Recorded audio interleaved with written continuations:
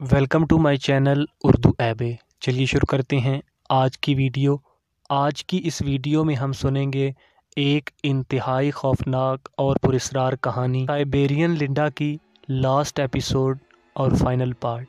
चलिए शुरू करते हैं आज की वीडियो। इधर दूसरी तरफ लिलियन बेचारी साइबेरिया की जमा देने वाली सर्दी में लिंडा और योग को ढूंढते ढूंढते बेहोश हो गई थी और बर्फ़ मुसलसल इसके ऊपर अपनी चादर फैला रही थी। वो तकरीबन 10 फुट तक बर्फ़ में दब गई थी।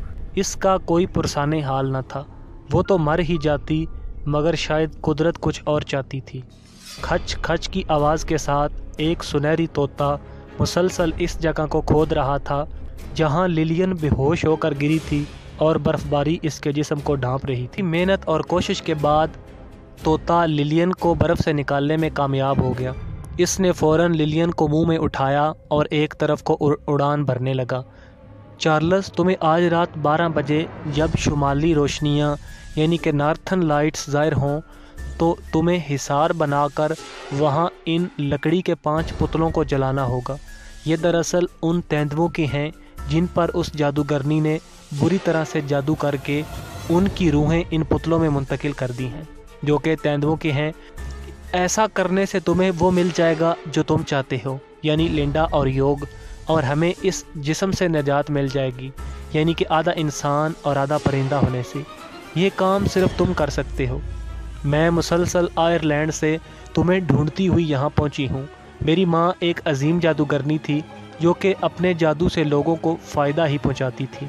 इसने मुझे तुम्हारे बारे में बताया था कि फ़लाँ तारीख, फ़लाँ दिन और फ़लाँ वक़्त साइबेरिया की तूफ़ानी बर्फ़बारी में 60 साला चार्ल्स नामी एक शख्स तुम्हारी बगी के करीब से तुम्हें मदद के लिए पुकारेगा। तुम इसकी मदद ज़रूर करना और वो तुम्हें इस अधूरे जिस्म से निजात दिलाएगा।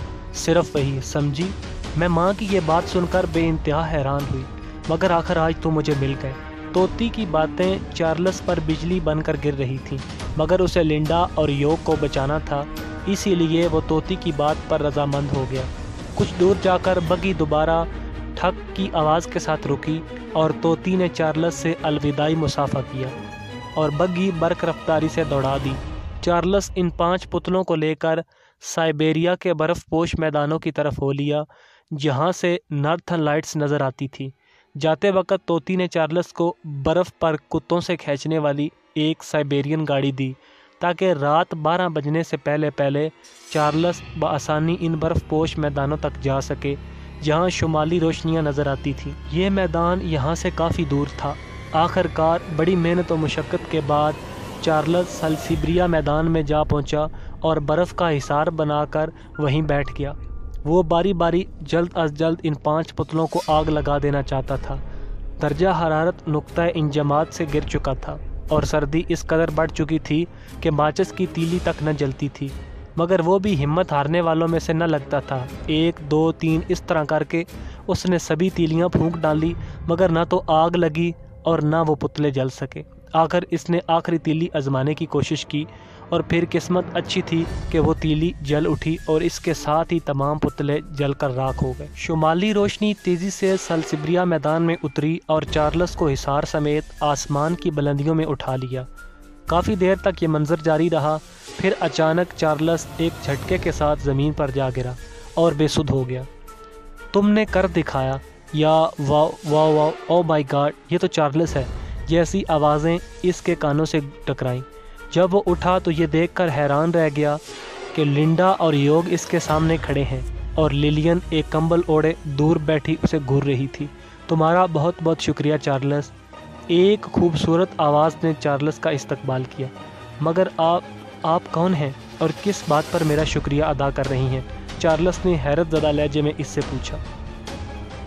ये सुनकर लड़की मुस्कुराई और बोली, बग्गी तो तुम्हें याद ही होगी, और मेरे हाथों की काफ़ी भी। वो हाँ, मैं वही पीली तोती हूँ। मेरा नाम मिरांडा है। ये मेरा बेटा एम्फी और वो इसके पापा गार्लस हैं। तुम्हारा बहुत शुक्रिया चार्ल्स। ये कहकर वो तीनों एकदम नज़रों से ओझल हो गए। लिलियन अपनी पोती को पाकर खुश तो थी ही, मगर इसके साथ साथ तकदीर ने उससे उसकी सबसे प्यारी दोस्त लिबोना को छीन लिया था।